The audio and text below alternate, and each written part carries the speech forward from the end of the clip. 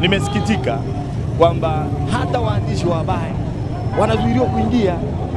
Hata waandishi wa habari, nimekuwa pale getini, waandishi wa habari wanazuiliwa kuingia mahakamani. Kwa tunasikitika kwamba hata vyombo vya habari uone kuna giza, hata waandishi wa habari watu wameumizwa. Tumefika hapo, wametushusha hapo. Natuambia endelee na mambo yenu. Niko hapa kwa ajili ya kutoa ushuhuda mfupi tu juu ya tukio la jana, namna ambavyo lilitokea na unyama mkubwa ambao tulifanywa jana na watu ambao wanajiita ni polisi. Ila mimi kwa imani yangu sidhani kama ni polisi wanaweza kufanya yale matendo, kwa sababu mimi nimefika mahakamani asubuhi. Nimefika mahakamani getini, nikaomba kuingia mahakamani kwa ajili ya kusikiliza kesi ya mwenyekiti. Na lingekuwa neno la ajabu na la aibu kwangu mwenyewe kwamba mwenyekiti wetu wa taifa analetwa kwenye kesi, alafu ni haki yetu kuisikiliza, alafu nisifike mahakamani. Kwa mimi binafsi nilikuwa nimeapa kufika mahakamani kwa ajili ya kusikiliza kesi. Nimefika kwenye geti lile la mahakama, wakaanza kusema leo hakuna mahakama hapa. Leo hakuna mahakama, mahakama haifanyi kazi. Polisi waliokuwa pale wakasema mahakama haifanyi kazi. Sasa baadaye wakati naondoka wakawa wanamshambulia dada Eliza. Tulipoenda kuambia mimi na wenzangu wakina Twana Pambaru, mbona mnamshambulia huyu dada na ni mwanamke, wakatukamata hapo. Sasa tulikamatwa watu 9. Na hatukuwasumbua polisi. Tukamata watu 9 bila kuwasumbua. Wametembea na sisi kwenda Kawe huko. Wamezunguka na sisi zaidi ya masaa 4. Wakaenda wakatushusha kwenye kituo kamoja ka polisi kana askari mmoja peke yake. Tukakaa kama dakika 5 hivi, wakatupakia tena kwenda kwenye gari. Walipakia kwenye gari wakatupeleka karibia na Ambweni, kituo cha polisi cha Ambweni. Lakini baadaye hawakatuingiza kituoni, wakatupeleka huko ambako walienda kutupiga, huko Ununio. Tulipofika maeneo ya Ununio kwenye lami, tulikuta defender 2 ambazo zina askari hao wanaojiita polisi, ambao tunahisi kazi yao ilikuwa ni kupiga watu. Kwa sababu ile gari iliyotutoa kule Kisutu yenyewe ilienda, tulipofika pale ilikuwa moja, wakati tunaenda baharini huko Ununio zikawa 3.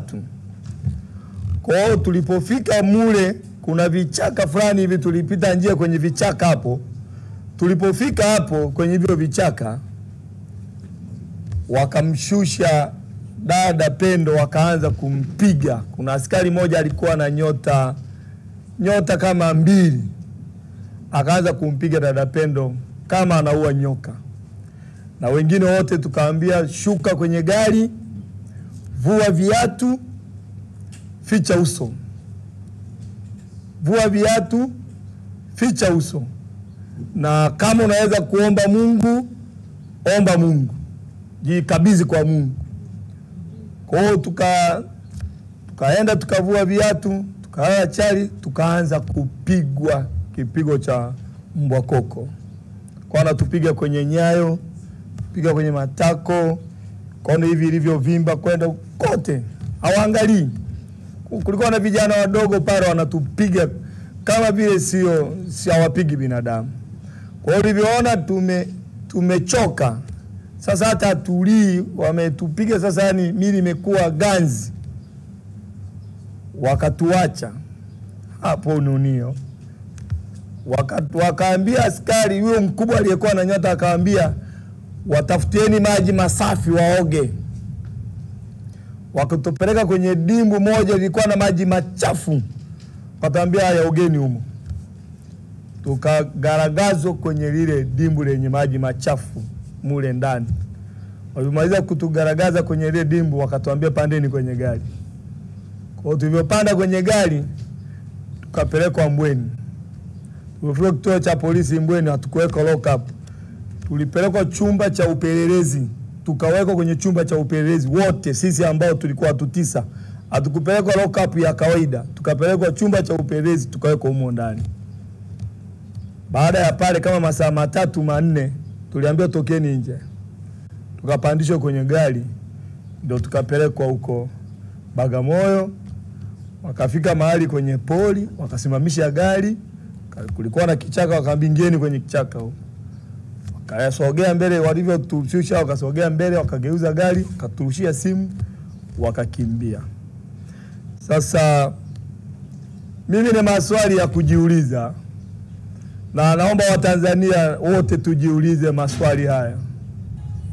Kwa nini pale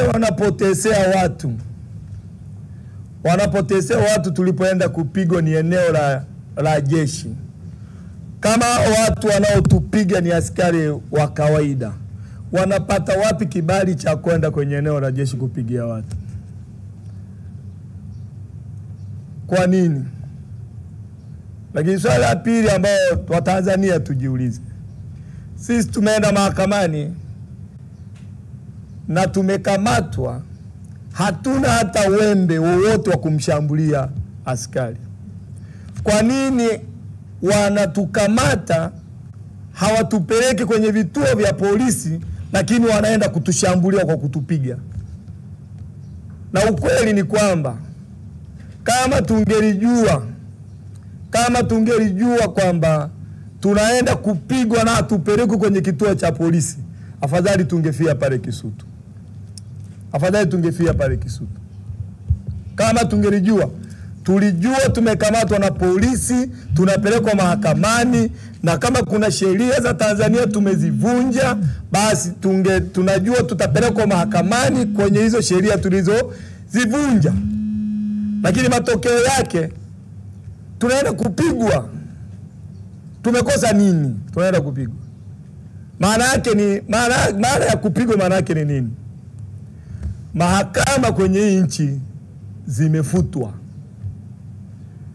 Wale wanaojiita si wana sheria, ofisi za sheria, maana yake zimefutwa. Polisi wana kazi ya kukamata. Wanasheria wanaandaa kesi, inaenda mahakamani. Mahakama inatafasiri kwamba huyu mtu anakosa au hukumiwa kwa kosa hili. Lakini polisi anakamata, anachunguza, anahukumu, anatoa adhabu. Kitendo cha kutukamata na kwenda kutupiga na kutuachia, maana yake ni kwamba wao wametukamata,